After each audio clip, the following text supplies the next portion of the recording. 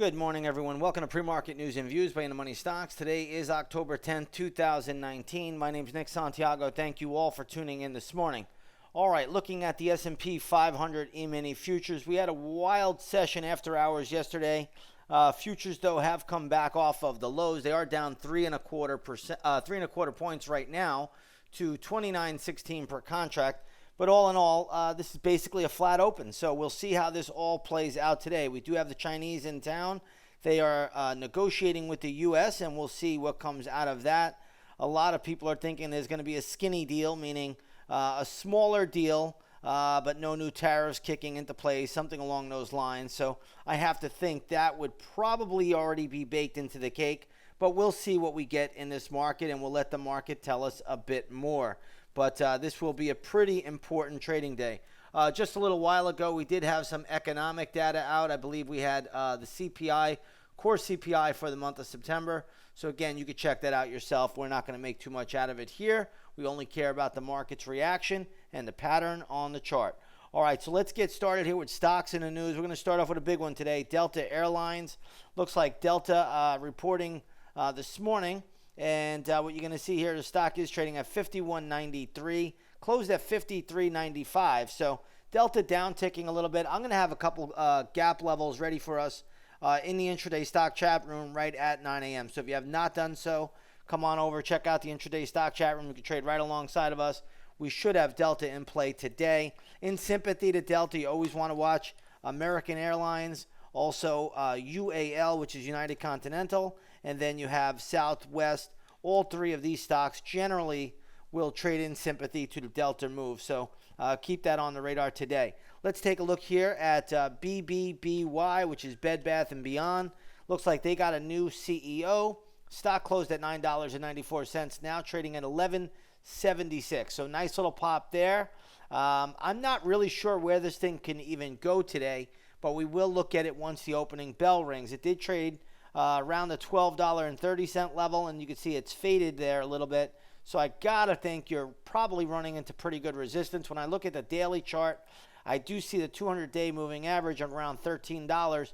That's also going to be more resistance there, and I think that's probably the big level for the day. But again, we'll look at this one once the opening bell rings a little bit later. Next up, we want to take a look at PHG, which is Phillips. That stock is trading at $41.90. This is down on the back of guidance. It closed at $45.68. So, again, keep that on the radar. I think I have a level ready to go for this, but I'll probably need a little bit more time to work on it. But I do see it, and, again, we'll see what the calculation tells me. But this could be in play today as well. So I will post that up in the intraday stock chat room, where I'll pass it on to the chat room members at that stage of the game. But again, Phillips could be in play today, a little bit lower than where we are now. We've got lots of upgrades and downgrades. Let's take a look at the first one, Pure Storage. PSTG is the ticker symbol here. This was upgraded today by Goldman Sachs. So it looks like the stock closed at $16.36, now trading at $17.25. So good little pop there for Pure Storage. Again, around the $18 level, a lot of resistance I'm seeing, but we'll see if it could get up there. Let's take a look at CRVO. CRVO is a ticker symbol here. This was upgraded by Cowen. Stock closed at $73.29, now trading at $75.86. So good little pop there. There's huge resistance in this name around 80 bucks. $79.50 to $80, huge resistance in this name. But if you own it, try to let it run up there. Let's take a look at Skyworks Solutions. SWKS is the ticker symbol there. This was also upgraded by Cowen. I'm thinking around $83.50, maybe $83.70, somewhere in that ballpark. You got some pretty good intraday resistance today. Next up, we want to take a look at NTAP is the ticker symbol there. This was downgraded by Goldman Sachs.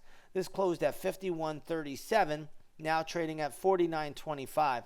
I'd have to look at this a little closer. I'm not seeing anything right now that gets me excited to be in the name, so we'll keep this one on the radar. Next up, I want to take a look at HPQ. This has already been beaten down, but today it was hit a little bit more by Goldman Sachs. And again, stock is trading at $15.94. I still think, according to my math, when they just reported earnings a week or so ago, you can see the big gap down here. I still have this one going a bit lower. So again, if I'm a trader in this name right now, I'm probably leaning towards a Pierce of the 15. I'm going to say 1550 area is probably decent, but we'll try to look at this one today in the intraday stock chat room, see what we come up with. But right now, I'm thinking this goes down to around 1550, 1560. Should be pretty good. There should be pretty good support there. Let's get over to Cisco Systems, CSCO. You're going to see this is trading at 46.10. This was downgraded as well by Goldman Sachs. Stock closed at 46.84. I don't see a lot of downside in this one. So we'll see where it goes. But right now, I'm just not seeing this thing really going much lower than where it is now. So we'll keep that on the radar. Let's switch gears here a little bit. Let's go over to the gold market. Looks like gold futures today trading lower by $5 to $15.08 an ounce. And if you take a look at the GLD, which is a good ETF to track the movement in spot gold, that's trading at 141.67, closed at 142.05.